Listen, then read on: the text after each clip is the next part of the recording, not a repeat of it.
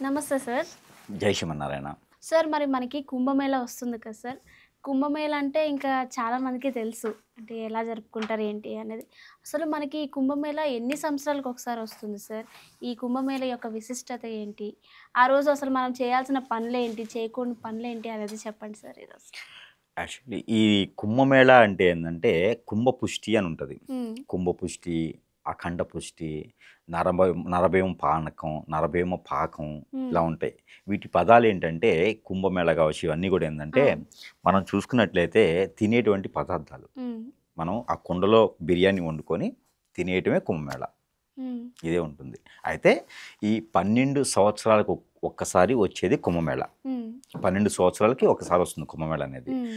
ఈ కుంభమేళా రావడం అనేది మానవాళికి, మన ద్వాదశ రాసుల వారికి అందరికీ కూడా ప్రత్యేకత అయినటువంటి కుంభమేళా. ఈ హ్మ్. మహాకుంభమేళాలో సాధువులు, అఘోరాసు ఈ స్నానం ఆచరించడం ద్వారా ఈ 12 సంవత్సరాలు వాళ్ళు చేసినటువంటి ఏదైతే జ్ఞానం ఉందో, వాళ్ళు 12 సంవత్సరాలు ఏదైతే వాళ్ళు వసిపుచ్చుకున్నటువంటి మంత్రోచ్చారణలు ఉన్నాయో, ఇవన్నీ కూడా స్నానం ఆచరించడం ద్వారా వాళ్ళ బాడీలో అవన్నీ ఆ శక్తులన్నీ ఉబ్బిబ్బులవుతాయన్నమాట. అదొకటి కారణం. అయితే ఈ మహాకుంభమేళ అనేది ఏంటంటే ముక్కోటి దేవతలు కూడా ఈ భూమి మీదకి స్నానం ఆచరించడానికి వచ్చేది ఒకటి. హ్మ్. అయితే అయితే దీనికి మనకి గంగా, యమున, సరస్వతి ఈ 3 నదుల సమీపంలోనే వచ్చేటువంటిది. ఈ 3 నదుల దాంట్లో వచ్చేదానికే ఈ మహా కుంభమేళా అంటారనమాట. హ్మ్. అదొకటి. తర్వాత గంగా, యమున, సరస్వతి ఎక్కడ ఉంటాయంటే మనకి యూపీలో ఉంటాయి. అవును. కాశీ విశ్వేశ్వర ఆలయం దగ్గర అక్కడ గంగా, యమున, సరస్వతి ఉంటాయన్నమాట. అయితే ఎవరైనా స్నానం ఆచరించేందుకు అక్కడి వరకు వెళ్ళాలా అని ఉండొచ్చు. అక్కడి వరకు హ్మ్. అవసరం లేదు. సమీప దూరంలో ఉన్నటువంటి వాగులు, సెలయేర్లు, ఏలులు, బ్రహ్మగుండాలు, కోనేర్లు, అంతలే వంతెలు, కాలువలు ఏవైతే ఉన్నాయో అక్కడ కూడా స్నానం ఆచరించొచ్చు.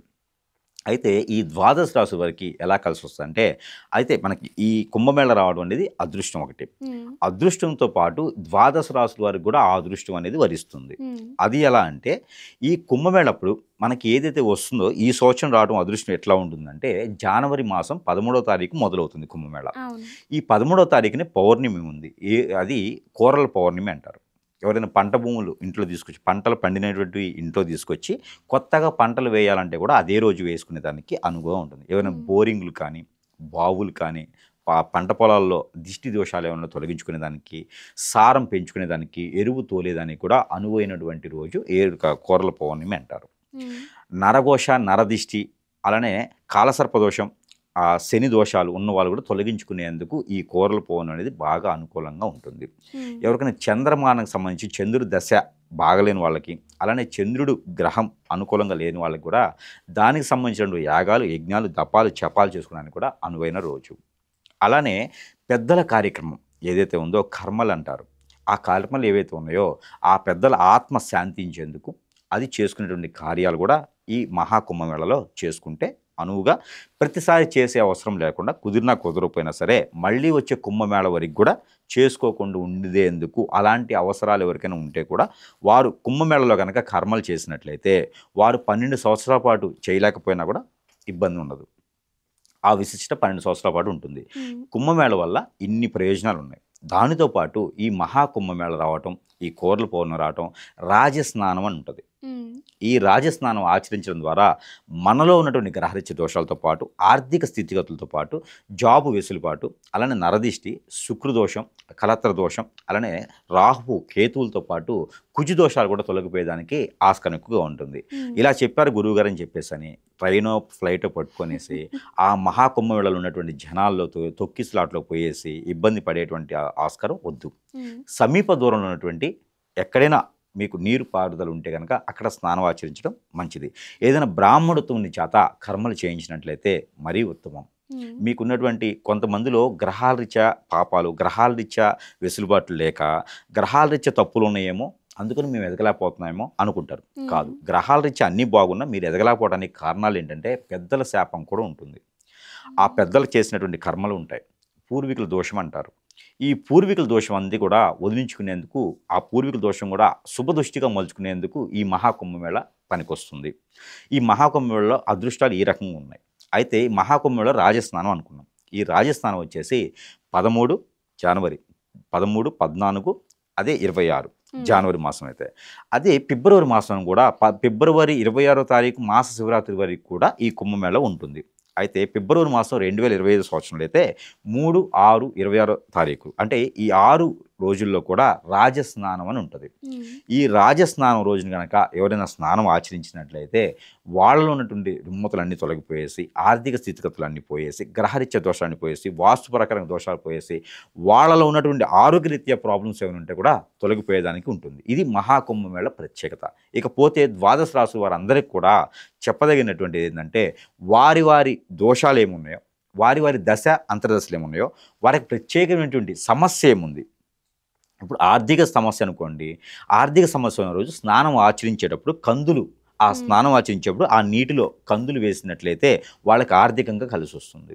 తేనె కూడా కందులతో పాటు తేనె కూడా కలిపి దాంట్లో వేసినట్లయితే అంటే మన చుట్టూ దిష్టి తీసుకొని ఆ నీటిలో వేసినట్లయితే మనం ఎక్కడైతే స్నానం ఆచరిస్తామో ఆ నీటిలో కనుక వేసినట్లయితే వారికి ఉన్నటువంటి ఆర్థిక స్థితిగతులు మెరుగుపడతాయి. అదే జాబ్ పరంగా విదేశాన్ని పరంగా ఎవరైనా చూస్తూ ఉంటే కనుక ఏ ద్వాదశ రాశులైనా పర్వాలేదు, రాసుల్లో ఎవరైనా సరే ఈ ద్వాదశ రాశుల వారు ఎవరైనా ఉద్యోగపరంగా ఉద్యోగం వెసులుబాటు, అలానే విదేశానికి ఎవరైనా ప్రయత్నం చేస్తుంటే చదువుకోవడానికి కావచ్చు, జాబ్ కోసం కావచ్చు, ఎవరైనా ప్రయత్నం చేస్తుంటే కనుక వారు జీడి గింజలు, అలానే బాదం పప్పు, కిస్మిస్ ఏవైతే ఉన్నాయో ఇవి ఒక 250 గ్రాములు 250 గ్రాములు తీసుకొని తల చుట్టూ దిష్టి తీసుకొని మనం స్నానం ఆచరించేటువంటి నీటిలో కనుక వాటిని వదిలినట్టయితే ఎవరైనా సరే దీపారాజన చేయాలి. హనుమాన్ ఆలయంలో కానీ లేకపోతే సమీప దూరంలో ఏ ఆలయం ఉంటే ఆలయంలో దీపారాయణ చేసినట్లయితే కనుక మరీ మంచి జరుగుతుంది స్నానం ఆచరించిన తర్వాత. ఇంకా కొన్ని ఏంటంటే ఆరోగ్య స్థితిగతులు ఎవరికైనా ఉంటాయో వీళ్ళు దానిమ్మకాయలు, అలానే ఆరెంజ్ కాయలు ఉంటాయి. ఇవి కూడా మనం స్నానం ఆచరించిన తర్వాత దానిలో వదిలినట్టయితే కనుక వాళ్ళకి ఆరోగ్యంగా ఉన్నటువంటి సమస్యలు ఏవి ఉన్నాయో అవి తొలగిపోతాయి.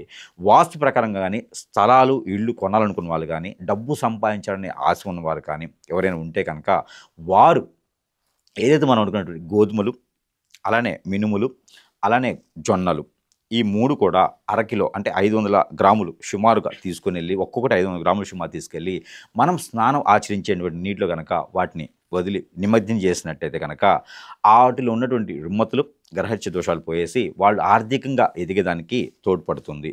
అలానే అప్పులు బాధతో ఎవరైనా బాధపడుతూ ఉంటే అప్పులు రాకుండా ఇచ్చిని రాకుండా ఉన్నా వీళ్ళు అప్పులు బాధకు బరి అయిపోయినా కూడా వీళ్ళు ఉంటే కనుక వీళ్ళు ఏదన్నా మనకి చీపిరి అని ఉంటుంది, మనకి ఇంట్లో చిమ్ముకునేట్టు పుల్లలు చీపిరి అని ఉంటుంది, చీపిరి కానీ లేదా కొబ్బరి బొండలో వచ్చేటువంటి కాయ టెంకాయ అంటారు.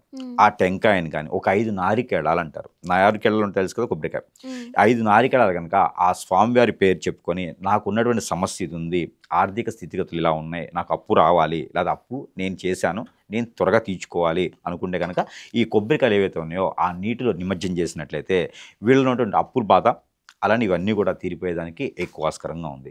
ద్వాదశ రాశి వారందరికి కూడా ఈ యొక్క పరిహారం వాళ్ళ దృష్టి ప్రకారంగా వాళ్ళకి ఏదైతే సమస్య ఉందో ఆ సమస్య ప్రకట్టుగా ఈ పరిహారం చేసుకున్నట్లయితే ఏది మహాకుంభమేళలోనే ఈ పరిహారం చేసుకున్నట్లయితే కనుక అన్నిటికన్నా ముఖ్యంగా పెద్దలకు చేయాల్సినటువంటి కార్యక్రమం. ఈ కార్యక్రమం ఆచరించేసి ఇలాంటి పరిహారాలు చేసుకున్నట్టయితే ద్వాదశ రాశి వారందరూ కూడా అదృష్టవంతులు. 2025 సంవత్సరం ఒకటే కాదు, రానున్నటువంటి 12 సంవత్సరాల పాటు కూడా అదృష్ట శాస్తు బాగుంటుంది. కాబట్టి ఈ మేర చిన్న చిన్న పరిహారాలు చేసుకొని అందరూ కూడా అదృష్టవంతులు అవ్వాలి ఈ మహాకుంభమేళ సందర్భంగా. ఇది నేను చెప్పాలనుకున్నది. సో కుంభమేళాకి చాలా మంచి విశిష్టత ఉందన్నమాట. సో ఈ కుంభమేళలో మనకేమైనా దోషాలు ఉన్నో అవన్నీ మనం క్లియర్ చేసుకోవచ్చు అనమాట. చాలా చక్కగా చెప్పారు గురుగారు. Thank you so much.